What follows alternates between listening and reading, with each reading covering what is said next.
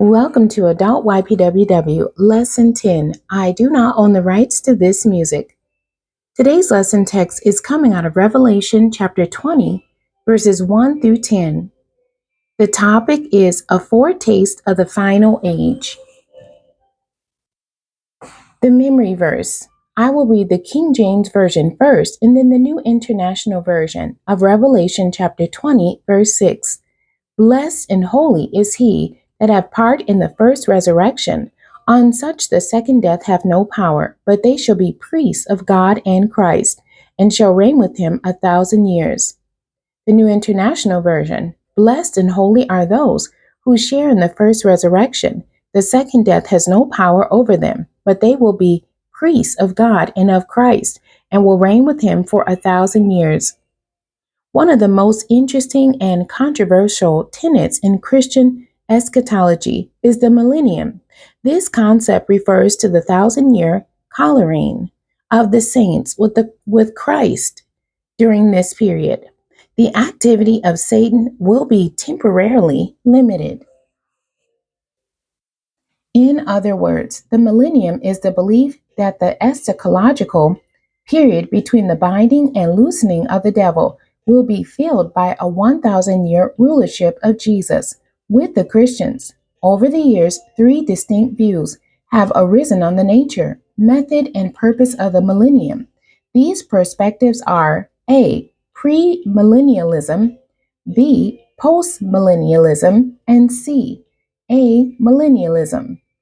One YPWW lesson could in no way discuss the particularities of each position. A more recent, systematic, concise, and detailed presentation of the subject matter may be found in Millard J. Erickson's Contemporary Opinion. Options in Eschatology. I'm going to repeat that again. Can be found in Millard J. Erickson's Contemporary Options in Eschatology, a study of the millennium. Of the three basic stances of the 1,000-year co-reign of the saints with Christ, the writer favors premillennialism. Consequently, this lesson will be presented from that perspective. Specifically, this discussion will focus on the millennium in terms of four of its characteristics, so that we can gain a better picture of the time between the binding of certain in the final judgment. Revelation chapter 20, verses 1 through 10, will serve as the scriptural basis of our discussion.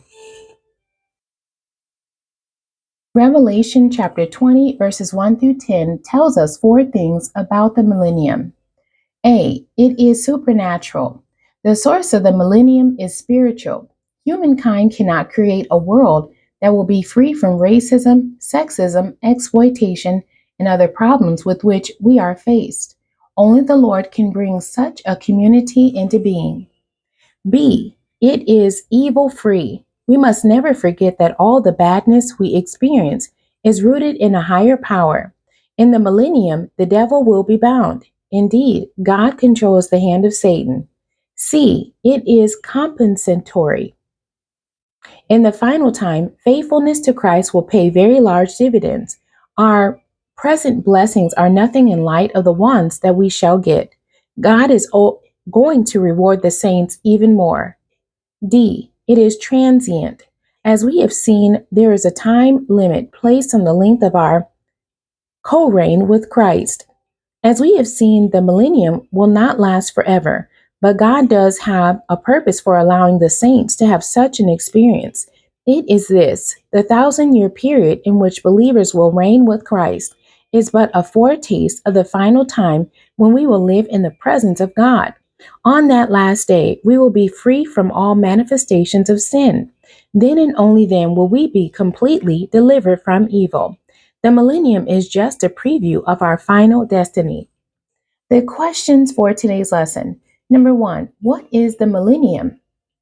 Number 2, what are the three distinct views about the millennium? Number 3, what are the four major characteristics of the millennium revealed in our text? Number 4, why is there more preaching about prospering on earth rather than reigning with Christ? The end. God bless you and thank you for joining me today.